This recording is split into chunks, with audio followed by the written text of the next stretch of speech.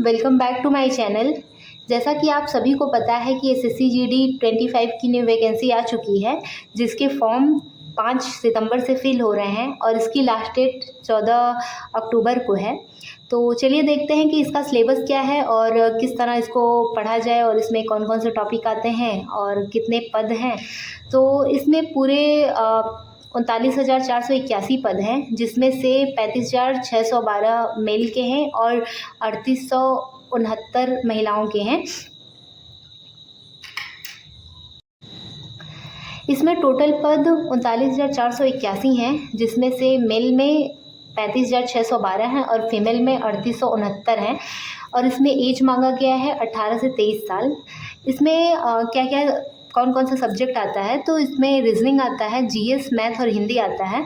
सब में 20-20 क्वेश्चन होते हैं और 40 मार्क्स के, और टाइम होता है 1 घंटे का, और इसमें 0.25 की नेगेटिव मार्किंग होती है। तो चलिए बात करते हैं जीएस में क्या क्या पूछा जाता है। जैसा कि जीएस हर एग्ज़ाम में यही सारी चीज़ें पूछी जाती हैं, जिसमें से हिस्ट्री है, इकोनॉमी है, स्टैटिक है, साइंस, ज्योग्राफी, करंट अफेयर्स, यही सारी चीज़ें पूछी जाती हैं। और हिंदी में इसमें ज़्यादातर वोकैब से पूछा जाता है। और हिंदी का सिलेबस ये है, संज्ञा है, सर्वनाम है, वाच्य है, क्रिया है, विशेषण, अव्यय, वर्तनी शुद्धि, त्रुटि, रिक्त स्थान भरो, मुहावरे, विलोम शब्द, पर्यायवाची, प्रतिस्थापन, लिंग, वचन, कारक, वाक्यांश के लिए एक शब्द और गद्यांश आता है। तो ये है। एसएससी जीडी में यूपी पुलिस की तरह हिंदी नहीं पूछा जाता। उसमें यूपी पुलिस में बहुत उसका डीपली पूछा गया था और उसका ज़्यादा सिलेबस होता है। एसएससी जीडी में ज़्यादातर वोकैब से पूछा जाता है और रिक्त स्थान भरो और पर्यायवाची, प्रतिस्थापन, यही सारी चीज़ों से क्वेश्चन आता है। तो ये है हिंदी का।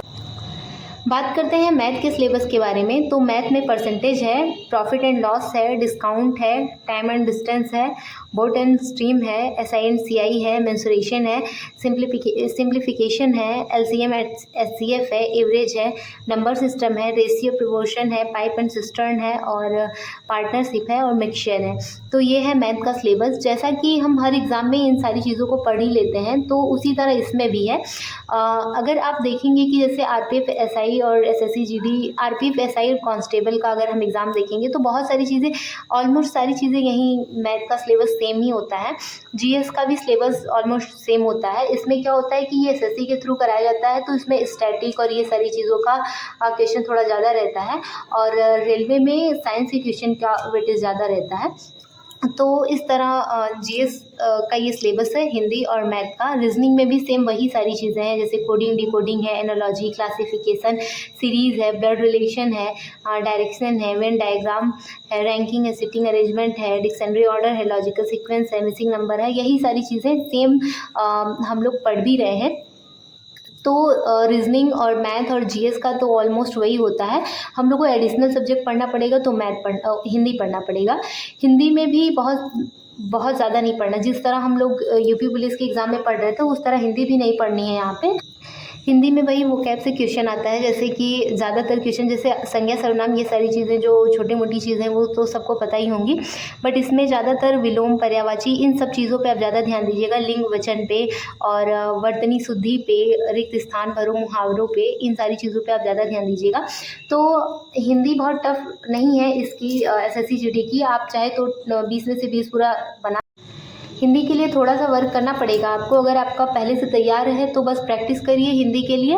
और रही बात जीएस, मैथ और रीजनिंग की, तो उसका टारगेट मैं पर डे दे रही हूँ आपको। आप उसी से फॉलो करिए और उसी से सारी चीज़ें आपकी बन जाएगी। क्योंकि हम लोग एक बड़े एग्ज़ाम की प्रिपरेशन कर, जैसे अगर हम एसआई की प्रिपरेशन कर रहे हैं तो जीडी तो उसी के अंदर आ ही जाता है। जैसे ऑलमोस्ट सिलेबस भी सेम है, और बस जो एडिशनल सब्जेक्ट हिंदी, उस पर थोड़ा अलग से ध्यान देना पड़ेगा, बाकी सारी चीज़ें सेम है। अभी एंशिएंट हिस्ट्री चल रहा है, स्टैटिक में म्यूज़िकल इंस्ट्रूमेंट चल रहा है। तो जीएस और मैथ और रीजनिंग ये सारी चीज़ हम लोग कर ही रहे हैं। साथ में करंट अफेयर्स भी कर रहे हैं। हम लोगों ने जनवरी, फरवरी, मार्च और अप्रैल का भी करंट अफेयर स्टार्ट है। तो सारी चीज़ें वहाँ से कवर हो रही हैं। आपको अलग से सिर्फ हिंदी ही पढ़ना पड़ेगा। जैसे कि हम लोग वहाँ साइंस पे ज़्यादा ध्यान देते हैं, या स्टैटिक और पॉलिटी जैसे सब्जेक्ट पे हमको अच्छे से ध्यान देना है। तो ये सारी चीज़ें आप पढ़ सकते हैं। और ये है एसएससी जीडी का सिलेबस। एग्ज़ाम होगा जनवरी के लास्ट से फरवरी के स्टार्टिंग तक, इसी तरह एग्ज़ाम होगा जैसा कि हर बार होता है। तो अभी आपके पास टाइम है और इस तरह आप ये सारी चीज़ों का सिलेबस इसको नोट कर लीजिए। अगर आप चाहेंगे तो मैं इसका अलग से टारगेट भी देना स्टार्ट करूँगी। आप कमेंट करके मुझे बताइएगा कि अगर आपको इसका अलग से टारगेट चाहिए तो मैं उसको अलग से बनाऊँगी। जैसा कि अभी चल रहा है कि मैं उसको जो RPF SI एंड कांस्टेबल का टारगेट है उस हिसाब से मैं इसको भी कवर कर ले रही हूँ। जैसा कि हिंदी हम लोग थोड़ा पढ़ते ही चले जा रहे हैं, या तो अगर मॉक टेस्ट लगा रहे हैं तो वहाँ से एक रिवीजन होता जा रहा है। बाकी रीजनिंग, मैथ और GS तो हम लोग पढ़ ही रहे हैं। तो अगर आपको फिर भी इसके लिए कुछ अलग से टारगेट चाहिए तो मैं उसको अलग से बना के आपको पर डे दूँगी, जिस तरह आपको टारगेट चाहिए। बाकी ये है SSC GD का सिलेबस। अच्छे से तैयारी करिए, अभी एग्ज़ाम के लिए टाइम है। मीन्स टाइम क्या है, जनवरी के लास्ट और फरवरी तक एग्ज़ाम होगा इस तरह। तो और बहुत सारे लोग ये पूछ रहे थे कि RPF SI एंड कांस्टेबल का एग्ज़ाम कब होगा। अभी तो LP का एग्ज़ाम होगा, उसके लिए नवंबर दिसंबर तक तो लग ही जाएंगे, इतना टाइम तो लग ही जाएगा वहाँ पे। नवंबर दिसंबर तक मान के चल सकते हैं हम लोग कि RPF SI एंड कांस्टेबल का एग्ज़ाम होगा, जहाँ तक संभावना है, जहाँ तक हम लोग को न्यूज़पेपर और ये सारी चीज़ों में पता चल रहा है। तो एग्ज़ाम नवंबर दिसंबर तक मान के चल सकते हैं। तो इस हिसाब से हम लोग इसको भी प्रिपेयर करते रहें। और साथ साथ में अगर आपको हिंदी पहले से तैयार है तो मॉक टेस्ट में बस रिवीजन ही करना है, या प्रीवियस ईयर क्वेश्चन बस रिवीजन ही करना है। बाकी मैथ, रीजनिंग और GS पे अच्छे से ध्यान दीजिए। और कुछ लोग मुझसे पूछ रहे थे कि मैथ मेरा नहीं बन रहा है, तो क्या मैथ को छोड़ के हम लोग और सारी चीज़ें पढ़ सकते हैं। मेरे हिसाब से तो मैथ को छोड़ के ये नहीं कहा जा सकता कि हम एग्ज़ाम क्रैक कर लेंगे, या फिर कोई किसी भी एग्ज़ाम की मैं बात कर रही हूँ वहाँ पे मैथ को स्किप करके कुछ किया ही नहीं जा सकता। क्योंकि अगर हम चाहेंगे तो रीजनिंग में 20 क्वेश्चन बना सकते हैं, हिंदी में 20 क्वेश्चन बना सकते हैं। GS में हमारी कितनी भी कोशिश रहेगी, हम लोग 12, 15, 18 क्वेश्चन से ज़्यादा नहीं बना पाएंगे। अगर क्वेश्चन हमारे अकॉर्डिंग आया तब, अगर क्वेश्चन हमारे अकॉर्डिंग नहीं आया तो वहाँ से भी हम चले गए और मैथ भी हम लोग अच्छे से नहीं कर पाएंगे। तो ये बिल्कुल भी माइंड में मत रख के चलिए कि हमको मैथ को स्किप करके और सारे सब्जेक्ट पे ध्यान देना है, क्योंकि GS का कोई भरोसा नहीं है।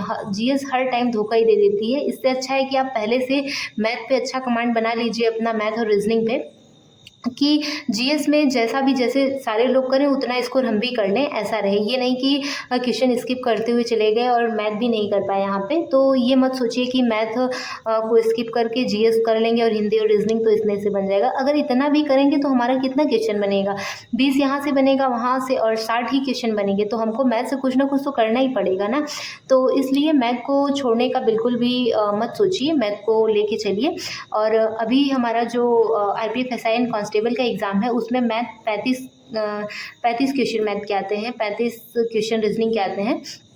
तो रीजनिंग और मैथ को इतने अच्छे से स्ट्रॉन्ग कर लीजिए। मतलब अगर आपका कोई टॉपिक मैथ में ऐसा लग रहा है कि नहीं बन रहा है तो उसको बार बार, अभी टाइम है, अभी 2 ढाई 3 महीने का टाइम है, तो आप उसको अच्छे से एक टॉपिक अच्छे से क्लियर करिए। क्योंकि मैथ और जो भी नंबर मिलेगा हमको मैथ और रीजनिंग से ही मिलेगा।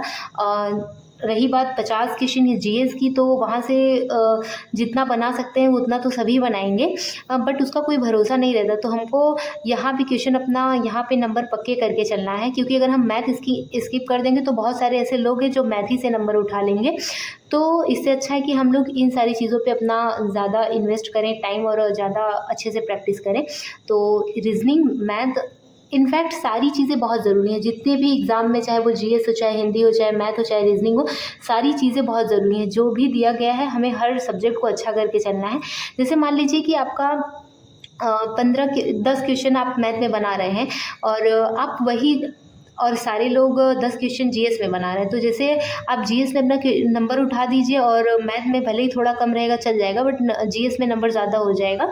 तो इस तरह आप मैनेज कर सकते हैं कि किसी एक सब्जेक्ट में थोड़ा नंबर कम होगा और दूसरे सब्जेक्ट में थोड़ा ज़्यादा होगा। तो इस तरह मैनेज किया जा सकता है, बट पूरी तरह से स्किप करना वो बिल्कुल भी गलत है। और मुझे नहीं लगता कि पूरी तरह से स्किप करके कोई एग्ज़ाम क्रैक कर पाएगा या फिर किसी लिस्ट में नाम आ पाएगा। तो ऐसा बिल्कुल भी मत करिएगा। सारे सब्जेक्ट को इक्वल टाइम दीजिए, और जो सब्जेक्ट कमज़ोर हो उस पर ज़्यादा टाइम दीजिए, ज़्यादा मेहनत करिए। अभी टाइम है, आराम से हो जाएगा। और रही बात मॉक टेस्ट के स्कोर की, स्कोर के लिए इतने सारे कमेंट और इतना बहुत नेगेटिव कमेंट आ रहे हैं कि स्कोर नहीं बताती, आपका ये है, आपका वो है, और पता नहीं क्या क्या। तो यार जो है वो मैं जेन्युइन बताती हूँ अपना, मेरा जो भी स्कोर रहता है मैं जेन्युइन बताती हूँ, उसको मैं वीडियो में भी डाल देती हूँ। तो इस चीज़ के लिए इतना निगेटिविटी फैलाने की कोई बात नहीं है कि स्कोर को लेके। और अभी तो सब प्रिपेयर ही कर रहे हैं ना, अभी तो टाइम है, अभी धीरे धीरे स्कोर बढ़ेगा, इतना इसके लिए क्या माइंड करना। और बहुत सारे टेस्ट ऐसे होते हैं जो टफ़ होते हैं, जिसका कट ऑफ वहाँ पे डाउन गया रहता है। ज़रूरी नहीं कि हर टेस्ट में हमारा 90 प्लस या फिर 110 प्लस ही क्वेश्चन सही हो, या फिर 110 प्लस ही हमारा नंबर आए, ऐसा तो हो नहीं सकता। तो कोई मॉक टेस्ट टफ होता है, कोई ईजी होता है जिसमें अच्छा नंबर बन जाता है, कोई टफ होता है जिसमें कम नंबर बनता है। तो इसका ये मतलब नहीं कि हम अभी से ये चीज़ जज कर लेंगे कि एग्ज़ाम में हमारा अच्छा नहीं बन पाएगा, ये तो बहुत निगेटिव बात है। मॉक टेस्ट इसलिए होता है कि लोग अपना टाइम मैनेज कर सकें और कितना किस क्वेश्चन पे टाइम देना है उसको समझ सकें, किस तरह के क्वेश्चन आते हैं, प्रीवियस ईयर क्वेश्चन कैसा था, क्या हम इसको अटेम्प्ट कर पाएंगे कि नहीं, और जो अभी हम कंटेंट पढ़ रहे हैं उससे कुछ भी मैच कर रहा है मॉक टेस्ट में कि नहीं, क्या हम सही जा रहे हैं कि नहीं, इन सब चीज़ों के लिए मॉक टेस्ट होता है। ये नहीं कि अभी से हम डिसाइड कर ले रहे हैं कि 114 क्वेश्चन, 115 क्वेश्चन हम आएगा तभी हम सेलेक्ट हो पाएंगे। तो ये सारी चीज़ें सिर्फ एक्सपीरियंस के लिए होती हैं कि हम एग्ज़ाम में बैठने से पहले ही इतना प्रिपेयर हो जाए इस चीज़ को कि एग्ज़ाम में कैसा भी क्वेश्चन आए हैंडल कर लें हम। ऐसा बिल्कुल भी नहीं कि हमारा हर मॉक में, हर टेस्ट में, हर प्रैक्टिस सेट में हमारा 100 प्लस ही क्वेश्चन स्कोर हो, ऐसा तो नहीं हो सकता। और अगर होगा तो बहुत महान लोग होंगे जिनका 100 प्लस क्वेश्चन हो रहा होगा, या फिर बहुत अच्छे पढ़ने में लोग होंगे जिनका हो रहा है हर टेस्ट में। बट मुझे ऐसा लगता है कि मॉक टेस्ट सिर्फ लोगों को अच्छा एक्सपीरियंस के लिए, कि पहले से प्रिपेयर हो जाए हर चीज़ के लिए, हर सिचुएशन के लिए। जैसा मैं अभी आरपीएफ एसआई एंड कांस्टेबल के लिए मॉक टेस्ट दे रही हूँ, तो मैं इस तरह कर रही हूँ कि चाहे आरपीएफ एसआई या फिर कांस्टेबल हो या फिर एसएससी जीडी का, तो मैं क्या करती हूँ कि प्रीवियस ईयर क्वेश्चन जैसे टेक्स्ट बुक पे मैं पीवाईक्यू सॉल्व करती हूँ पर डे, और जब संडे के दिन मैं उसको आरडब्ल्यूए से और मुझे ऐसा लगता है, ऐसा है भी कि टेक्स्ट बुक पे थोड़ा क्वेश्चन आसान रहता है, करने लायक रहता है, बट आरडब्ल्यूए पे थोड़ा टफ रहता है। तो ये नहीं है कि हम आरडब्ल्यू को छोड़ दें या फिर टेक्स्ट बुक को छोड़ दें, ऐसा बिल्कुल भी नहीं है। आप प्रीवियस ईयर क्वेश्चन आरडब्ल्यू से टेक्स्ट बुक से लगाते रहिए। और आरडब्ल्यूए का क्या है कि वहाँ पे जैसे कभी कभार ऐसा होता है कि एग्ज़ाम आसान आता है और कभी कभी ऐसा होता है कि एग्ज़ाम टफ होता है, तो हम पैनिक हो जाते हैं वहीं पे और घबराहट में सारे क्वेश्चन गलत करने लगते हैं या फिर बना ही नहीं पाते, खासकर रीजनिंग, मैथ और ये सारी चीज़ों का क्वेश्चन बना ही नहीं पाते।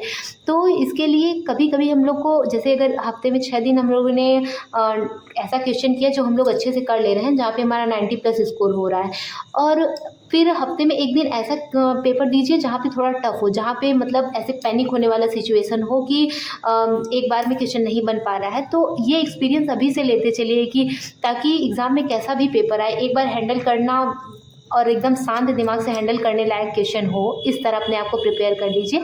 सिर्फ इसीलिए मॉक टेस्ट होता है। ये नहीं है कि मॉक टेस्ट में नंबर अच्छा स्कोर हो तभी अच्छा है, ज़रूरी ऐसा बिल्कुल भी नहीं है। आपका कम आए, ज़्यादा आए, जो भी आए आप उसको एक्सेप्ट करिए। उसके बाद मॉक टेस्ट में कहाँ गलती हो रही है उस टॉपिक को पकड़िए कि हाँ, मैथ में मेरा प्रॉफिट एंड लॉस से क्वेश्चन नहीं बन रहा है तो पूरा प्रॉफिट एंड लॉस का चैप्टर पढ़िए। जैसे रीजनिंग में डायरेक्शन का नहीं बन रहा है तो हमको पूरा डायरेक्शन में उसका पूरा क्वेश्चन सॉल्व करना है, अच्छे से उस टॉपिक को पढ़ना है, इस तरह करिए। ये सारी चीज़ें अपनी गलतियों को सुधारने के लिए होती है। मॉक टेस्ट गलतियों को सुधारने के लिए होता है कि जहाँ जहाँ अभी से गलती हो रही, ताकि हम ये सारी गलतियाँ एग्जाम में ना करें, इसलिए होता है। इतना इशू बनाने वाली कोई बात नहीं है कि मॉक टेस्ट में बहुत अच्छा नंबर आ रहा है। आप हर दिन प्रैक्टिस करिए, हर दिन अपनी गलतियों को सुधारिए। छोटी छोटी गलतियाँ सुधरते सुधरते एग्जाम में बहुत अच्छा रिस्पॉन्स आएगा इन सब चीज़ों का।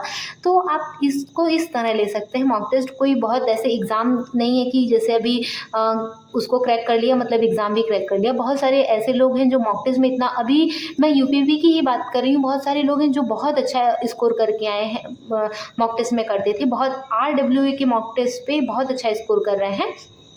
कर रहे थे, बट एग्ज़ाम में इतना पैनिक सिचुएशन हो गया कि बहुत सारी गलतियाँ हो गई वहाँ पे और क्वेश्चन बन ही नहीं पा रहे थे। ऐसा लग रहा था कि जैसे टाइम बीत रहा है, टाइम बीत रहा है, और उस चक्कर में बहुत सारे क्वेश्चन नहीं बन पाए और बहुत सारे लोगों का ऐसा ही सीन हुआ था। तो ये नहीं है कि जो बहुत अच्छा मॉक टेस्ट में कर रहा है अभी उसका एग्ज़ाम में भी उतना ही अच्छा होगा। वो एग्ज़ाम हॉल का प्रेशर होता है, वो एग्ज़ाम टाइम का वो रहता है कि मेंटालिटी रहती है कि कैसे एग्ज़ाम होगा, हो पाएगा कि नहीं हो पाएगा, एक डर रहता है, इस वजह से भी नहीं हो पाता। तो इन सब चीज़ों को एक्सपीरियंस करने के लिए पहले से ही मॉक टेस्ट देना स्टार्ट कर दिया जाता है, ताकि हम एग्ज़ाम हॉल में टफ़ क्वेश्चन पेपर देखें तब भी नॉर्मल रहें, और सही सलामत या मॉडरेट पेपर देखें तब भी नॉर्मल रहें, एकदम आसान देखें तब भी नॉर्मल रहें, इसलिए होता है। तो इस चीज़ के लिए इतना माइंड मत करिए। और रही बात एसएससी जीडी के मॉक टेस्ट की, तो आप इसको प्रीवियस ईयर क्वेश्चन सॉल्व करिए, टेक्स्ट बुक से पास ले लीजिए, वहाँ पे करिए, आरडब्ल्यू पे करिए, जहाँ आपको सही लगे, जहाँ आप अच्छा स्कोर कर पा रहे हैं और आपको लग रहा है कि यहाँ टफ़ है, तो उसको टफ़ मॉक टेस्ट देने से एक ये भी होता है कि जैसे मैं जेन्युइन बता रही हूँ कि अभी मैं कुछ दिन से आरडब्ल्यू का एसएससी जीडी का लगातार मॉक टेस्ट दे रही थी, तो मुझे ऐसा लग रहा था मेरा इतना नंबर कम क्यों आ रहा है, कैसे कम आ रहा है। फिर जैसे एक मोरल भी डाउन होता है कि ऐसा लगता है कि हो नहीं पाएगा, मेरे से नंबर क्यों नहीं बढ़ रहा है, और गलतियाँ जहाँ पे उसको सुधारने के बाद भी कुछ ना कुछ दिक्कत आ जा रही, कोई सिली मिस्टेक हो जा रहा है। तो इस चीज़ के लिए फिर मैंने छोटी छोटी चीज़ों को नोटिस किया। उसके बाद मैंने ये सोचा कि मुझे सबसे पहले टेक्स्ट बुक पे जितना भी प्रीवियस ईयर क्वेश्चन उसको ख़त्म करना है। कल मैंने 21 का 4th शिफ्ट लगाया था, तो 21 फरवरी जो अभी हाल ही में एग्ज़ाम हुआ है तो उसका लगाया था। तो मैं 6 दिन इस तरह करूँगी, उसके बाद फिर संडे के दिन आरडब्ल्यू का मॉक टेस्ट लगाऊंगी। तो मैंने इस तरह अपना पूरा शेड्यूल डिसाइड किया है कि मुझे इस तरह करना है। और रही बात फुल मॉक पर डे देने की, तो मैं इसलिए दे रही हूँ ताकि इसमें टाइम मैनेजमेंट का बहुत इशू रहता है। जैसे 60 मिनट का इसमें 1 घंटे का टाइम रहता है, तो कभी कभी ऐसा होता है कि रीजनिंग या मैथ में कोई कैलकुलेटिव क्वेश्चन मिल जाते हैं जहाँ पे टाइम हमारा ख़त्म हो जाता है। तो इसके लिए मैं पर डे लगा रही हूँ ताकि अभी से मेरा ये एक्सपीरियंस बना रहे और मैं 1 घंटे में पूरा पेपर अच्छे से कंप्लीट कर लूँ। इसलिए मैं अभी से इसको टेस्ट को लगा रही हूँ। पर डे लगाने का मेरा यही कारण है कि मैं अपने टाइम को सही कर रही हूँ और मेरा टाइम बहुत अच्छे से मैनेज भी हो रहा है अभी इस टाइम, कि मैं पूरा अच्छे से टाइम दे रही हूँ। तो आप भी इसी तरह मॉक टेस्ट दे सकते हैं, प्रीवियस ईयर क्वेश्चन को ख़त्म करके फिर इस तरह करिए। तो ये था मेरा पूरा शेड्यूल। इस तरह मेरा अप्रोच है मॉक टेस्ट देने का। एसएससी जीडी की जो भी प्रिपरेशन है मैं इस तरह करूँगी, और अगर आपको ये चीज़ें सही लगे तो आप भी इस तरह कर सकते हैं। अगर आप एसएससी जीडी की कोई प्रैक्टिस बुक लेना चाहते हैं तो आइए बात करते हैं एसएससी जीडी की बेस्ट बुक के बारे में, जो चक्षु प्रकाशन के द्वारा प्रकाशित की जाती हैं, जिसमें 2024 के प्रीवियस ईयर क्वेश्चन मैथ के टॉपिक वाइज विद सोल्यूशन और विद एक्सप्लेनेशन दिए हुए हैं, जहाँ पे आपके सारे मैथ के डाउट ख़त्म हो जाएंगे और आपके छोटे बड़े सभी डाउट को क्लियर करेगा। पूरा एक्सप्लेनेशन के साथ दिया हुआ है। और चक्षु पब्लिकेशन न केवल मैथ की बल्कि हिंदी, रीजनिंग और सामान्य ज्ञान की एक कॉम्बो भी प्रोवाइड करता है, जो आपके छोटे बड़े सभी डाउट को क्लियर करेगा और आपकी तैयारी को और मजबूत बनाएगा और तैयारी को आपकी इन्हेंस करेगा। तो आप चक्षु पब्लिकेशन की ये बुक ले सकते हैं। आपको ये फ्लिपकार्ट, अमेज़ॉन और स्नैपडील जैसे प्लेटफॉर्म पर आसानी से अवेलेबल है। मैं इसका लिंक डिस्क्रिप्शन में प्रोवाइड कर दूँगी, आप इसको वहाँ से लेकर अपनी स्टडी को, अपनी तैयारी को और मजबूत बनाइए। Thank you.